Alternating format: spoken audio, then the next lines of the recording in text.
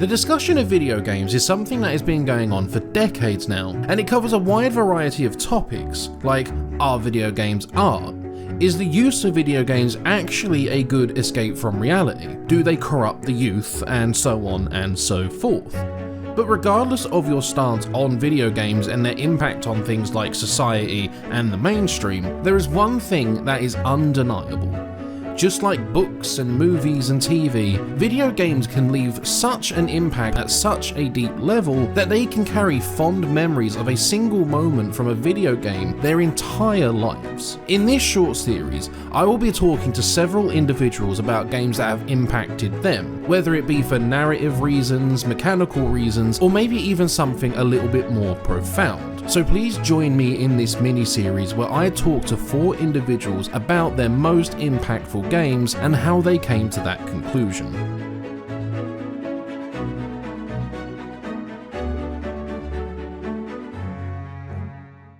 So the game you have selected as your most impactful is Bully. Bully, yeah. Which I, up until very recently, didn't actually know that was the game's name, because when that game came out over here, and as far as I was aware, the game was called Canis Canem. Canis Canem edit, yeah. It got changed to, that means dog eat dog in Latin. It got changed because I think it was British media at the time. We had a quite bad school bullying problem. And, you know, you can't have a game called Bully at a time of a crisis like that. A moral panic.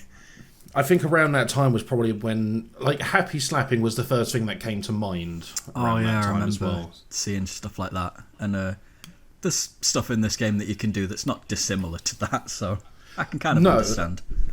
I mean, I've never played the game. I do have it like installed ready to play, but I haven't actually sat down to play it yet. So you'll have to forgive me if any of the knowledge I've gleaned off the internet is incorrect. Well, fear not, your questions will be answered. But it's genuinely like, if you do sit down and play it after this, please keep me updated, because it is such a good game. And this is what I'm trying to profess to you now over the next however long this is going to take.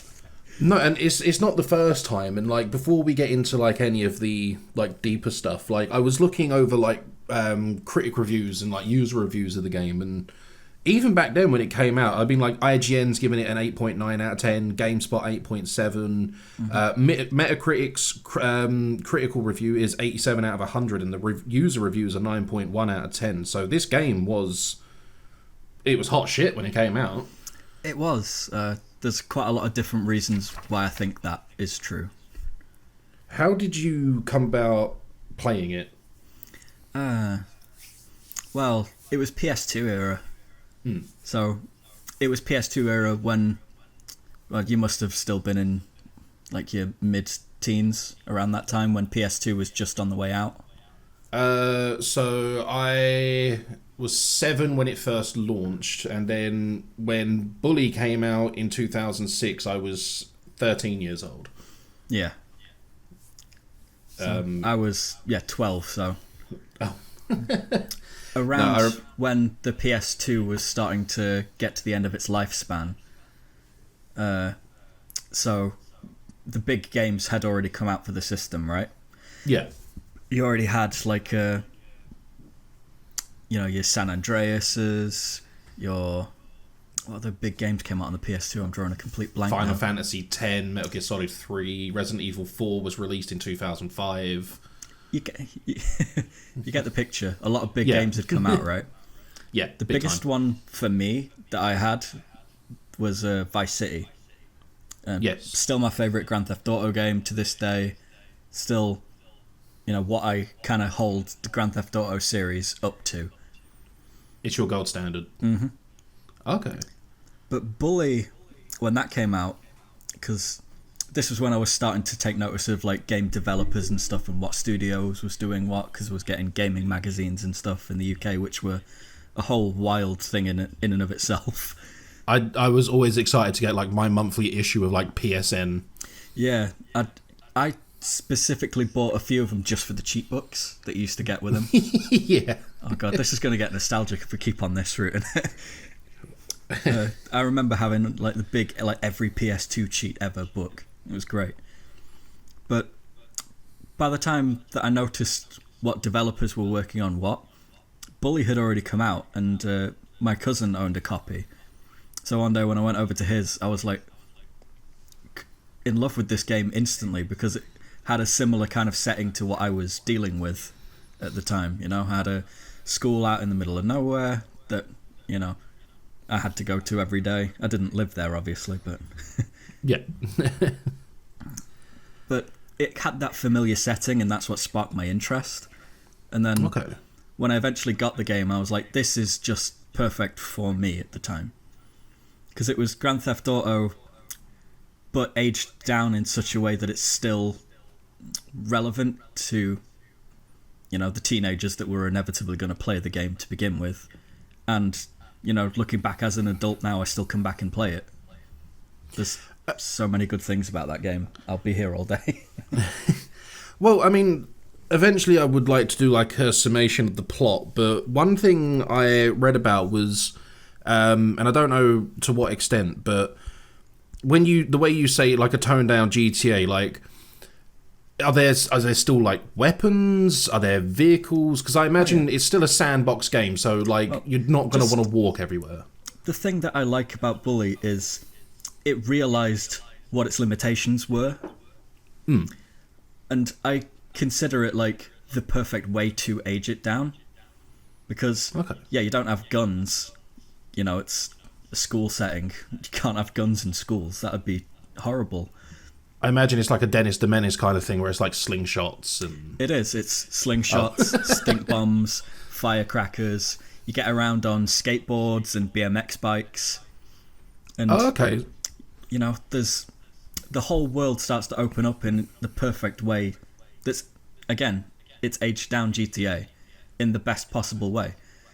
So they knew that a lot of the combat wasn't going to be on, you know, everyone has slingshots. So they did a really interesting combat system where you learn more as the game progresses. You know, you learn more fighting moves by going to gym class. You know what I mean? You learn more fighting moves by interacting with one of the characters that lives right near the school. Because that's one thing, excuse me, I also saw as well, is like the bulk of the gameplay for the most part was, or is, mini games. I read that like you would do something akin to English classes, so you'd learn better words, so then like if you're in trouble you can apologise to like bullies or police or something like that. Or yeah, a lot of the like school life stuff is all mini games. So you get like in the original Bully you had 6 classes? 6 classes. Yeah, right. You had like English, where it's, you know, solve an anagram and, you know, you get better at insults or you can get your way out of trouble. And chemistry, your room in the game, you know, you have a desk where you save the game, a bed where you can skip to the next day. Your chemistry set, you can start making firecrackers, stink bombs, itching powder in it. And then, you know, you're limited at the start to like 1 time a day. Then when you beat all the classes, you can do it whenever. I mean, forgive me for drawing this comparison, but I'm getting strong Persona vibes from this. I mean, calling Bully Western Persona would definitely be a take. I don't know how good or bad a take of that it is, but well, I'm just thinking like, you don't go to an evil dark world at the end of every school day, you know? No, but I suppose the real world is this game's dark world. Yeah, but I mean, it's the same kind of thing. Like, you attend your classes, you answer questions and whatnot, or like in Persona 5 as well. Like, you sat at your desk making thieves' tools, and it's probably not like the best comparison to make, but you can definitely like draw a line connecting the two. You could, yeah. I've never really thought about it, to be honest, but you absolutely could, because a lot of the traditional school stuff, it's, you know, mini games, and a lot of the stuff that you do, like, you know, in GTA, when you complete a mission and someone just gives you like thousands of dollars. Yeah. Well, you still have money in this game, but, you know, to earn extra money on the side, it's not go kill someone. It's, hey, go mow this lawn in the park. You want to get really good at fighting? Well, you can go hang out in the boxing gym that they have and do some boxing mini games. The thing that really strikes a chord with me is this is like a proper good convergence of really good gameplay, a really fun like setting, and it has that, you know, that feeling when a game is timed perfectly. Like, yeah, it's kind of hard to explain. Like, you couldn't make Vice City if it wasn't in the 80s, right? Yeah, like, well, actually, funny enough, that's something I've got on written down here as well, is from what I've researched into, the actual setting, like the time period this game's set in, it seems to be all over the shop. It's ambiguous, but I think that works for it, because what it does, in essence, is, you know, this might be just a personal thing, but I think this is the perfect game that tries to strike chords of the coming of age kind of movies. Yeah. You know what I mean? Like, this is the dorky kid goes to school and then winds up at the end of the year as the king of the town with all the girls and guys, if that's your preference, on each arm. You know, this is like the wish fulfillment game. That's something that also shocked me. I was reading through the controversy page on the wiki, because I do like a little bit of drama. Oh yeah, and this game one had of the it things when it came out, definitely. And one of the things that I genuinely thought was a leap was how apparently, in some instances, girls in the town will reward you with a kiss, and that got deemed sexual. And then in Brazil, at least, one of the main reasons it got banned is because you could also kiss on boys. Yeah. And they were worried that introducing homosexuality will turn the kids gay. Yes, we don't want to gay the children, do we? No, not at all. We must save their souls. I think, was it Jack Thompson, that guy? You know, that probably I think he tried to get this game banned because of like homosexuality, but it's like, it's just kissing. And it's just United States. Jack Thompson filed a lawsuit attempting to have the game blocked from store shelves in Florida. He called the game a nuisance. More problems than this. I know, it's Jesus. The words he uses here are, he declared the game a nuisance and a potential Columbine simulator. Oh yeah, despite the fact that there's no guns in it, and it's all about like the prankish charm. You know, when you were a kid at school and you used to just, you know, do annoying shit to your friends. Oh, sorry, can I swear? Yeah, no, fuck it. Oh, fucking brilliant. You know, when you just used to mess with your mates just for shits and gigs, right? Yeah, it's like a boys being boys. I think that's the vibe that this game went for, and I think it nailed it, personally. I mean, like, again, I've never played it, but I've always kind of got that vibe when I look at screenshots or snippet of gameplay. Like, it's very... I can't think of, like, a decent enough comparison, but I do very much feel like this is a game that you could play as a teenager or as an adult and get something from it. Absolutely. When I was a teenager and I played it, it was me being a not very well liked kid in school, and then just finally like being able to play it as a character that also shares my first name, punching the shit out of people. But as an adult, I very much enjoy continuing to punch the shit out of people. This may be giving the wrong message why I like this game. No, to be fair, like, that's the whole point of this series. It's your message. Like, this is what brought you into the game, what keeps you playing it. Like, this is... What keeps me playing it, like, honestly, is the fact that, again, Rockstar games, massive, right? Yeah. The best ones, in my opinion, are the smaller ones. I really like Vice City, but Vice City is one of the smaller 3D GTAs. Because San Andreas, for all its merits, it feels huge when you play it. And that can be a bit daunting sometimes. Vice City, you're on the other side of the map in 5 minutes. Bully, I've played it so much that I know the whole map, like, without any issue. I know the whole thing. But it feels I got like that with GTA 3. It feels a lot more full. Like, it feels a lot more dense. It's not like in Just Cause where there's, you know, thousands of miles. Well, it feels like thousands of miles to go around, but there's not really anything there. Yeah, I mean, even modern day games kind of get that wrong. One of my biggest gripes of saying, like, Metal Gear Solid 5 was, like, you had 2 huge sandboxes to play in, but literally barely anything to do. Sandbox is all well and good, but if there's not much sand in there, what are you gonna do? No, exactly. But I think it's a thing of my favourite games. I love when games don't go for the size, they don't go for quantity, they go for quality, and I think that's what Bully got. And then, other sandbox games, I think, like the Yakuza games, really small sandbox, but densely packed with stuff to do. I think that's the preferred approach. No, and like I would completely agree with that.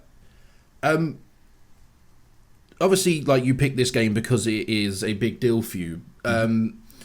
I spoke previously in a Q&A I did like a year or so ago that the reason Majora's Mask is my favourite game is because it actually had like a real world impact on my day-to-day life. Did Bully have a similar effect for you? Maybe not in like... So, like, just like a little bit of context for you is when I replayed Majora's Mask for the second time, I had just come out of like a really bad breakup in a relationship. And because of certain themes in Majora's Mask, there's a theory that's going around that different characters and stages of that game represent the five different stages of grief. 5 stages of grief, yeah. Clock Town is like denial, and then was it the Dekus? They are so. Anger. I did write a script for this, but I can't. Yeah, but it's like anger, denial, bargaining. It's been a long time since I've played Majora's Mask, but I kind of remember the. Yeah, I remember that theory getting its rounds, and I think I played it on the 3DS. I had Majora's Mask 3D. That's what I played through on the second time, and playing through that game that helped me realise that my mental health was not in a good place. And it was after I put that game down and realised like, oh, everyone in this story has a happy ending. Like either they've done it themselves or you help them out, but I could also have that. And that's kind of what got me to go out. It got me like my mental health diagnoses, it got me like therapy and all that. So it had like a very real world impact that's kind of bettered my life. I mean, Bully might not have had like a similar impact on you, but as it had any kind of... I don't know how to word this properly, and this is something viewers of my channel know. I am not a wordy person. But like, did it teach life lessons, or did it like kind of shape you as a person? I mean, it probably has in subtle ways that I've not really picked up on or thought about too much, but it's just... I fell in love with the world of that game when I had it, because I had it over... I got it one summer, and one thing where I used to live, it was just that house in a big field. Didn't have any neighbours. Like, it was a long walk if I wanted to go hang out with any of my friends, right? It was like I'd be walking for like 45 minutes or something to get to my closest friend. So that's long. Because I was just sort of on my own a lot of the times, especially in like one summer when your parents are still out working, you're just sort of trapped inside, and I didn't have anyone to go out and hang out with. This world is, what I think about when I think back to that summer, because I spent so much time playing this game, and it just sort of made me feel a little bit more okay with being in solitude. Yeah, I mean that's something a lot of people say about video games. Is like, regardless of the good or the bad. I think when you have that one game that just speaks to you in such a way, and you can just spend hours playing it and not even look up at the window to see if it's gotten dark yet. Yeah, and that's the amazing thing about the progression of it all as well. It's like back in like 2003, 2004, unless you were on like PC, gaming was very like isolated. But now we're in like a world of like non-stop multiplayer games, online social interaction, that gaming now no longer has to be like a solitary activity. Well, I don't think it's profitable to make it a solitary activity anymore. Like with all the companies that are making, live service games and all the... Nope, it's gone again. Like streaming services like Game Pass and stuff, it's almost like inherently social because people are excited to get together and play games and stuff together. And it's a tool of hype, isn't it, really? Yeah, no, exactly. I mean, to be fair, like, even thinking about it, like, I know we're both fans of, like, the Silent Hill series. Very much so. And I remember when Silent Hill 4 came out, like, it wasn't super big on puzzles as much as the other three, but it was one of those games where I'd go into school the next day and I'd be like, right, I'm at this point, I've got this puzzle to do, you guys, like, solved it. I miss the, like, oddly social aspect of single-player games back in the day. Yeah, it was kind of parasocial in a way. Well, I think it was a good thing because you instantly had stuff to talk about with someone. And it's... like when I started secondary school, one of the first people that I talked to in my class was because we were in like a DT or something, and they had to attach a transistor to a circuit board with soldering, and someone was like, "Oh yeah, it's a transistor like that game Bully." And I was like, "Yo, we're friends now." It didn't turn out to be friends. That guy was a twat, but. Oh, I mean, it's always hit or miss, ain't it? It's school, isn't it? I was a massive twat in school. Fuck that. Oh, I was a massive prick. Like I was easy to get along with, but I was also very easy to like annoy people. Mm. But when it comes to when you're playing Bully, what kind of are you like? You just load up and dick around in the sandbox? Do you follow the narrative as much as you can? Do you try to like max out getting everything, all the collectibles? Different, all of those at different times, basically. Sometimes I'll just boot it up to run around the town, go on, like do some bike races or do some like go-karting and stuff, because both are in this game. Okay. A lot of times I'll just boot up and start the story again, and then I'll be playing for like a solid few weeks. And every time I restart it, generally I'm playing because I want to get through the story, but the last couple of times or so I've been getting 100%. So I've got 100%. Oh, wow. Yeah, this was the first game that I platinum trophied as well on PS4 for whatever reason. I decided, I think I was ill one day, I sat on the sofa and I was like, yeah, I'm just going to do this. And I platinumed it in like 3 days. How often do you actually replay Bully? At least once a year. Oh, okay, so it's like your game. It is the game for you. It's one that... It's just such a comfort game now that I've been playing it for so long and I put so many hours into it across everything, you know? It's like what I imagine games like Skyrim or something is to some people. You know, one way you're always welcome to just sort of go back in and pick up where you left off. Yeah. Like, it's not too mechanically complicated that you have to spend like another half hour, 20 minutes relearning mechanics. No, it's not like... I've tried to play Witcher a few times, Witcher 3, but like, every time I start that game up again, I've instantly forgotten all the controls. I don't know where I am. I don't know. I'd love to play Witcher 3, but I just don't think I'm smart enough. No, I'm on the same boat as you. Like, I paid money for that game, and I don't think I made it past like the first hour.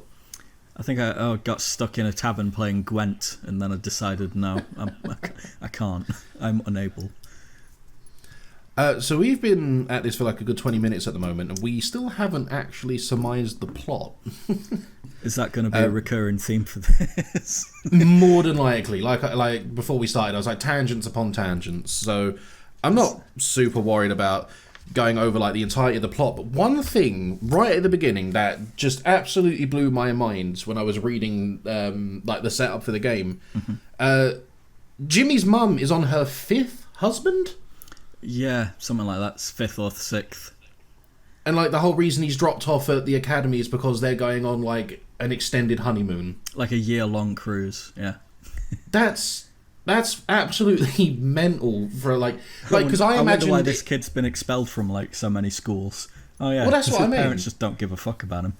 Because I was wondering if it is going to be like, you know, like in previous schools he like near on murdered a kid, or like he was robbing and stealing, or like, and this was like one of those super hard crackdown academies where like they're going to straighten him out.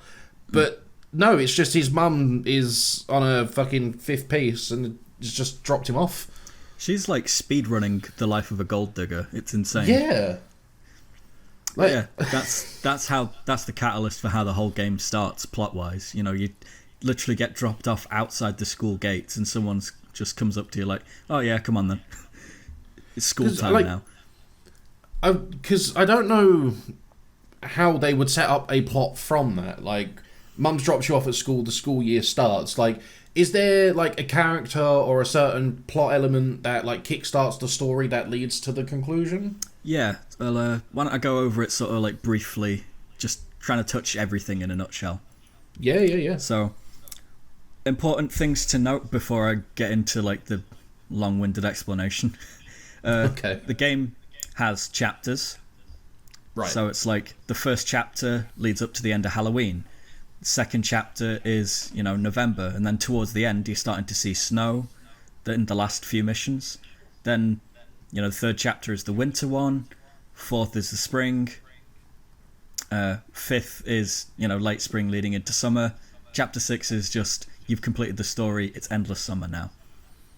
So, okay. You start the game, and leading up to Halloween, it's a lot of missions you end up doing with your new school friend, Gary and Petey. So these are the characters that get you sort of invested in the goings-on of the school. And then, without spoiling anything, if you are going to play it, shit happens where you're forced to disassociate from some of your friends. And one of them is deciding, actually, no, we're not going to take over the school together. I'm going to do it, and you're just going to do the legwork, and then I'm going to ditch you as soon as I can. So a lot of the plot is spent trying to get revenge on one of the guys that fucked you over early on. So they have kind of put like a GTA-esque plot in... Yeah, but dumbed it down to school terms, so it's not, this family is trying to encroach on our turf. It's, oh no, that guy has told the teacher that I said some nasty things about the headmaster. Which, that comes up like several times in the plot. It's pretty funny. It's not like the mafia has put a hit on my wife and child, it's they gave Derek a swirly. Yes, literally just that. Oh, that guy put firecrackers in the toilets. That guy pulled the fire alarm. Oh, this is all shit you can do in game, by the way. One thing that did, because when you mentioned that the chapters go through like the different seasons, does the game world reflect that? Like the trees go orange?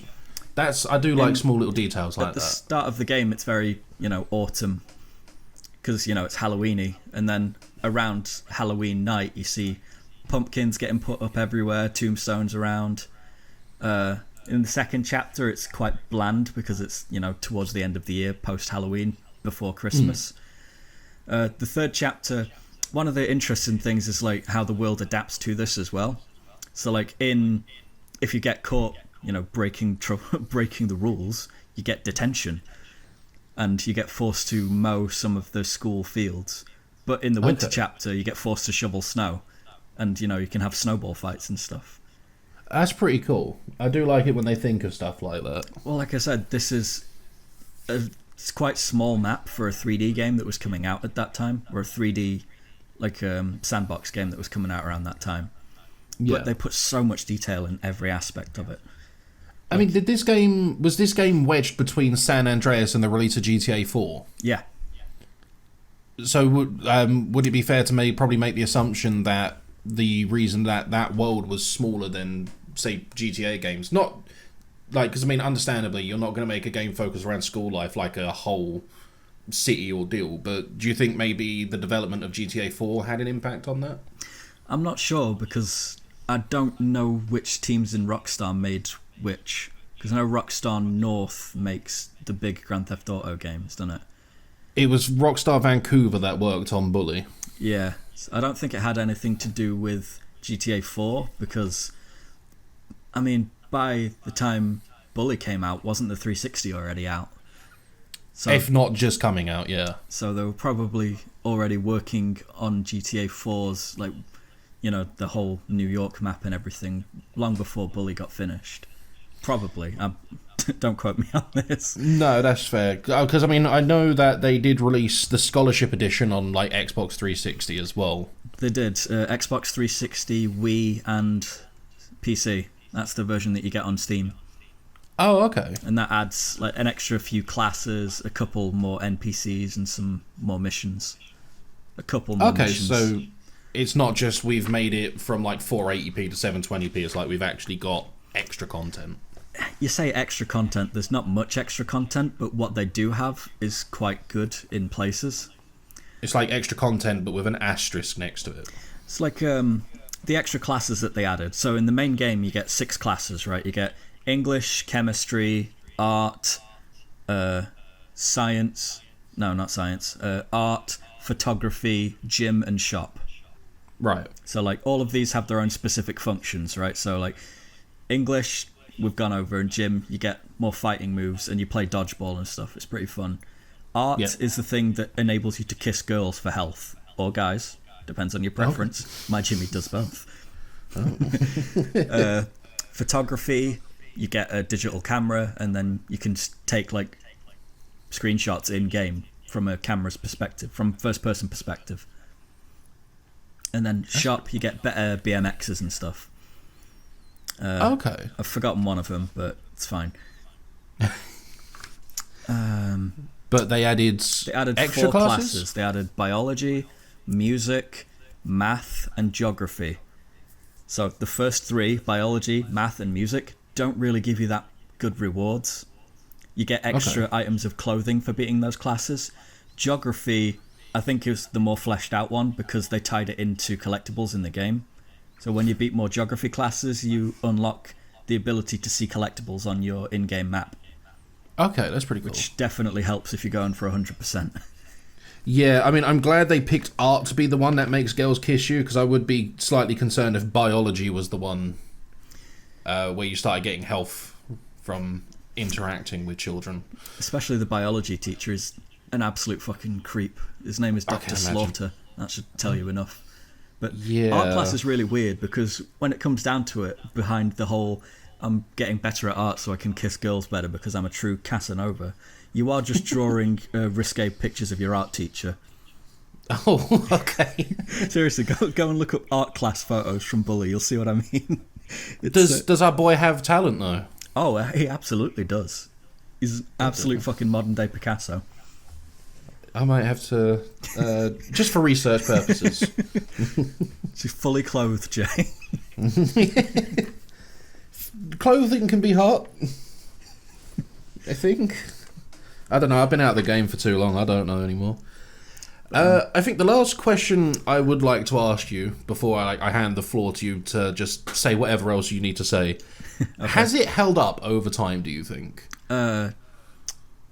Aside from, like, problems getting the game working on modern systems, especially if you're playing on, like, Steam and stuff, if you just want to sit down and play the game, and there's no avenues that's going to make that difficult, it's held up amazingly well. I still think it's the best game that Rockstar ever put out. Oh, wow. Above GTA 5, above GTA 4. Above Vice City? I'd still put it above Vice City. Oh, wow.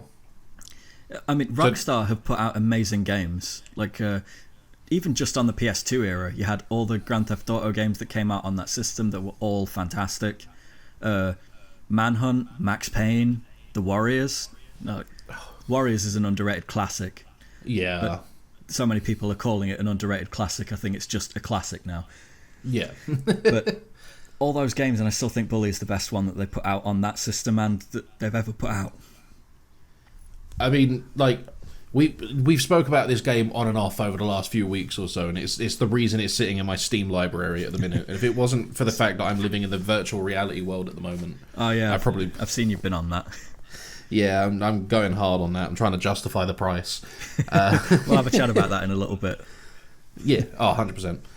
But is there anything else you wanted to, like, say, mention, talk about at all? Floor's yours.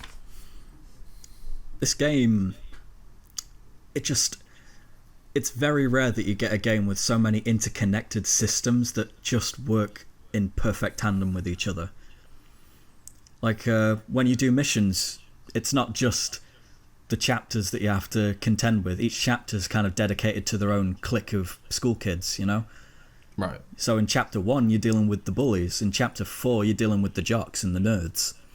And, you know, the more missions you do for one faction, it can affect the other factions as well.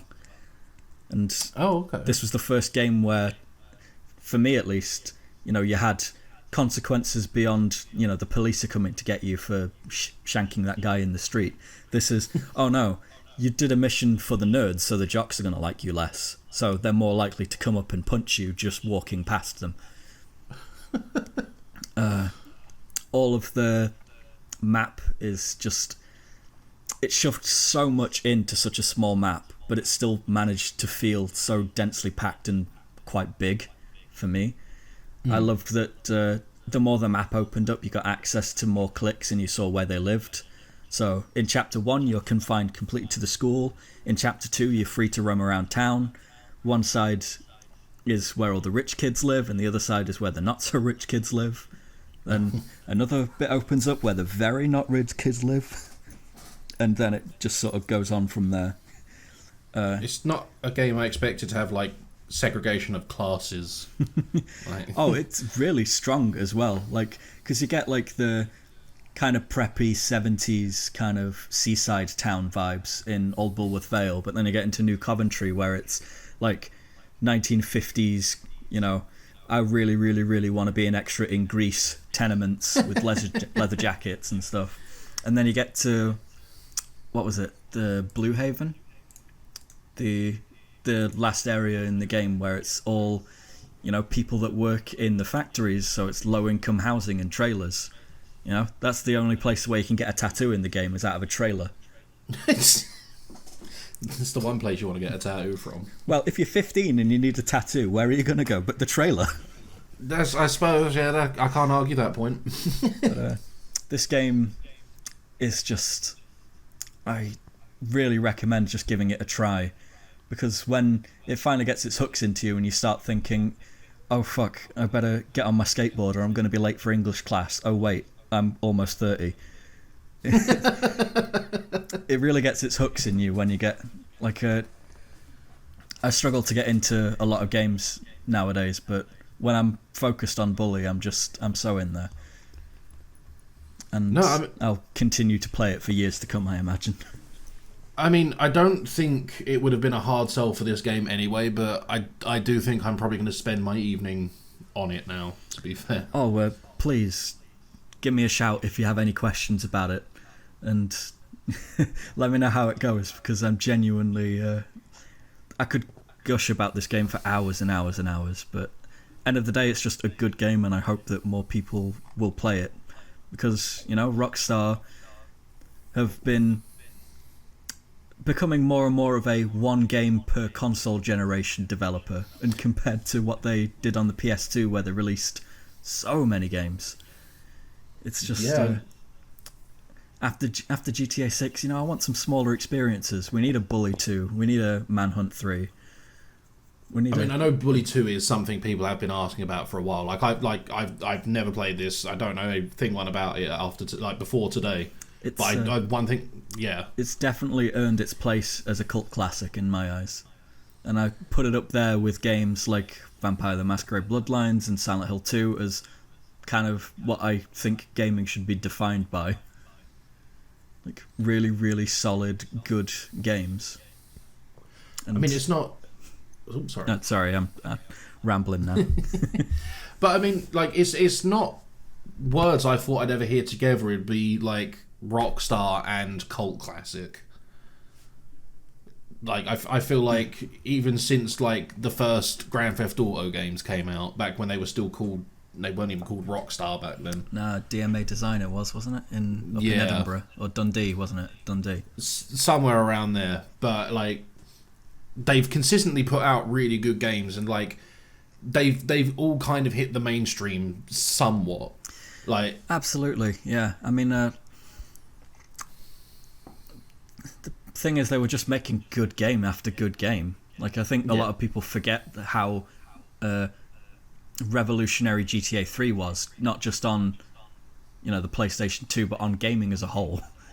Yeah, because I mean, like, you know, in the early days of first-person shooters, it was all Doom clones, but then as soon as open-world sandboxy games came out, oh, it's GTA clones. Yeah. But they really mean GTA 3. But then they had, how many more GTA games on that system alone? 5? Yeah, I mean, if you count, like, all of the side story ones and all that. Yeah, well, there was Liberty City Stories, Vice City Stories on top of the big 3. And then, they did Manhunt, Manhunt 2, Bully, Max Payne 1 and 2.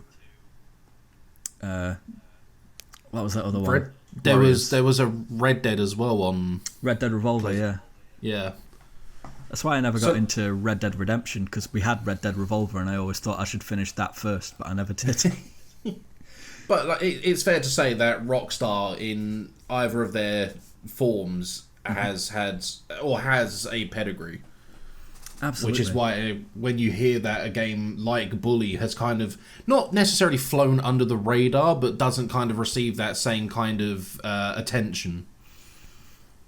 Yeah, I think it's a bit jarring. To be fair, I think you could say the same for a lot of non GTA or Red Dead stuff that Rockstar have put out recently. Like, I'd consider like the first Max Payne game maybe a cult classic. Yeah, Warriors I'd definitely say, so. Yeah, Manhunt 1 definitely. Manhunt 2 a bit less so, but I just don't think that game was as good personally for me.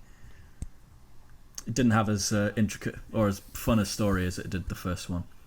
But I could talk about Manhunt for another hour or so. I'll not keep you here that long. Maybe that'll be another video down the line. Jim and Jay talk about old games. I don't know. I can't call it an old game though, because that'll make me feel very old. Don't. There's so many games that I realise come out like 20 years ago now. Yeah. Oh, Bloodlines is the sequel's probably gonna release next year, so it's a 20-year-old game that it's being the sequel of. I butchered that sentence. Can I say that again? You can. Wonderful. It's the sequel to that game is probably gonna come out next year in 2024. So, you know, it's taken 20 years, but they finally got a sequel. It's better late than never. Well, that's debatable. We'll see when it comes out. Well, thank you for your time, though. This has genuinely been fun to talk about and hear all this. Well, like I say, if you end up playing Bully, like, that's going to be, like, the next 3 days you're going to be stuck on it, I guarantee. But I hope I've not been too tangential to gone off and talking about unrelated shit. No, as far as one of my videos go that's unscripted, this has actually been very, like, on the path. I'll hold you to that when it comes out. Yeah, we'll see. If I sound all over the place, I'm going to be like, oh, okay. But it's been very fun. Cheers for having me on. No, it's been great. As for everyone watching this, thank you all so much for watching. There are 2 more videos following this, with 2 other friends of mine talking about their favourite games. Stick around for that, like, comment and subscribe, and why don't you drop down in the comments below what games you think are the best of all time and the most impactful and whatnot. Thank you all so much for watching. Bye!